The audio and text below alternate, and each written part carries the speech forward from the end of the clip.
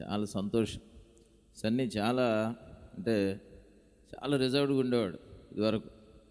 అసలు ఇలాంటి పరిస్థితిని అప్పట్లో అయితే నేను అస్సలు ఊహించలేదు. మరి మీరు ఊహించారో నాకు తెలియదు, కానీ ఇప్పుడు చక్కగా పరిచర్యలో తల్లిదండ్రులకు సహాయకరంగా ఉన్నాడు, చాలా చక్కగా పాడుతున్నాడు.